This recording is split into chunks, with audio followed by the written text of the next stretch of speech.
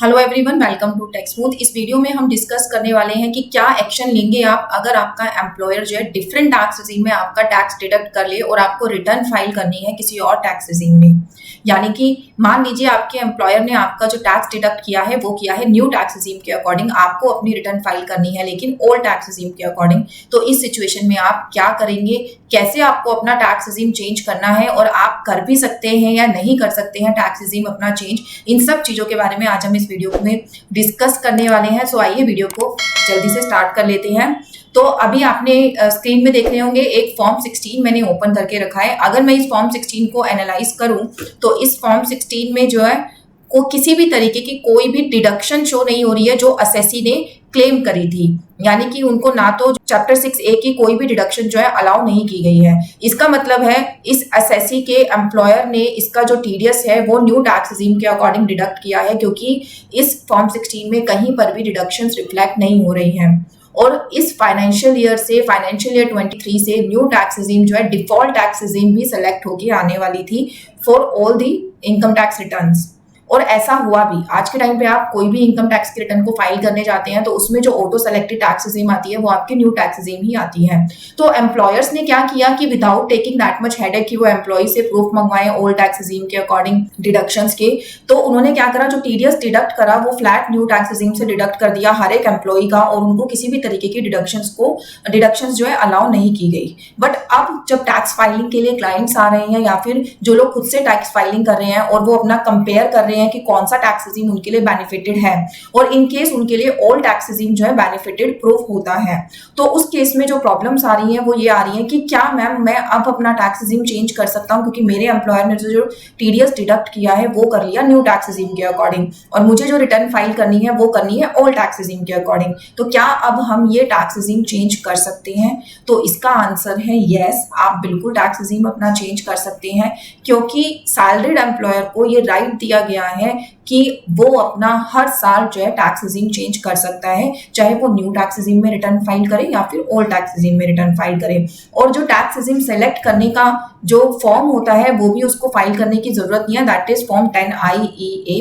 ये फॉर्म एक salaried employee को फाइल करने की जरूरत नहीं है। जिनकी बिजनेस की टर्नओवर होती है, बिजनेस से इनकम होती है, उन्हीं को ही ये फॉर्म जो है सिर्फ फाइल करना होता है। एक चीज और, आपके एम्प्लॉयर ने किसी भी टैक्स रेजिम में आपका टैक्स काटा हो, दैट डजंट मीन कि आपके इनकम टैक्स की रिटर्न जो है फाइल हो चुकी है। आपकी इनकम टैक्स की रिटर्न जब फाइल होगी तब जो है आप इनकम टैक्स फॉर्म में डाटा डाल के उस रिटर्न को अपलोड करेंगे। जो ये फॉर्म 16 होता है जस्ट एक कैलकुलेटेड फॉर्म होता है कि कितना टीडीएस आपका कटना चाहिए, जिसके बेस पर आपका टीडीएस डिडक्ट होके आगे डिपार्टमेंट में डिपॉजिट कराया जाता है। वहां पर ऐसा नहीं है कि आपने टैक्स रेजिम, जो एम्प्लॉयर ने टैक्स रेजिम सेलेक्ट कर ली वो आपकी फाइनल टैक्स रेजिम हो गई, ऐसा कहीं पर भी नहीं लिखा हुआ।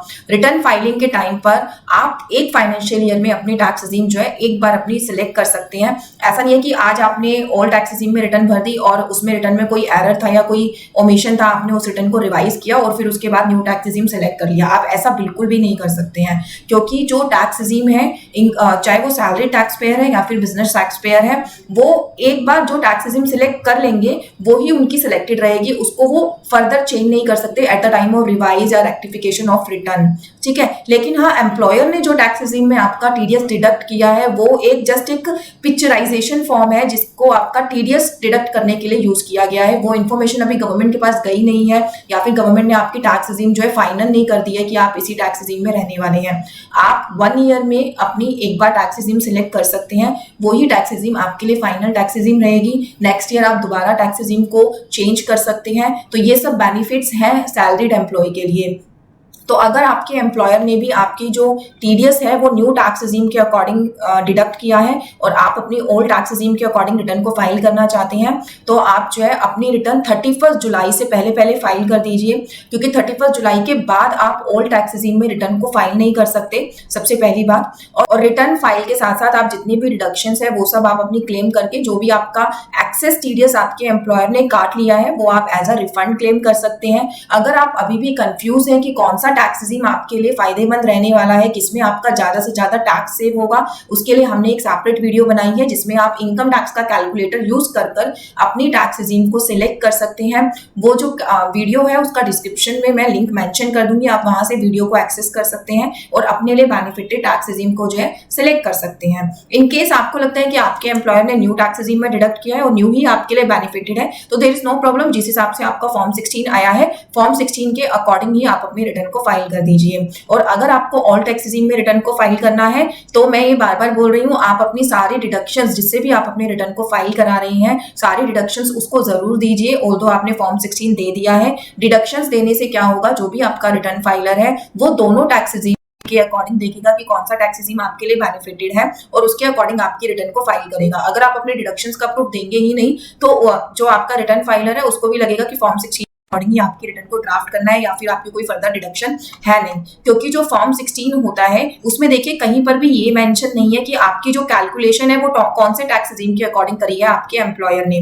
तो जब हमारे पास फॉर्म 16 आता है और उस पर डिडक्शंस नहीं होती या फिर हमें जो हमारा क्लाइंट है वो भी उस चीज को नहीं बता रहा है कि मेरी डिडक्शंस हैं फर्दर, तो उस केस में ये कंफ्यूजन रहती है कि हो सकता है क्लाइंट ने इसलिए नहीं बताया हो कि डिडक्शंस उसकी हो ही ना। तो इसीलिए जब भी आप अपनी रिटर्न खुद से फाइल करें या किसी और से फाइल कराएं, आप अपनी डिडक्शंस के प्रूफ जरूर शेयर करिए अगर आपके एम्प्लॉयर ने न्यू टैक्स रिजीम के अकॉर्डिंग आपकी रिटर्न को, आपके टीडीएस को डिडक्ट किया है, तो सो दैट आपकी जो टैक्स कैलकुलेशन है वो दोनों टैक्स रिजीम्स के अकॉर्डिंग हम लोग कर पाए।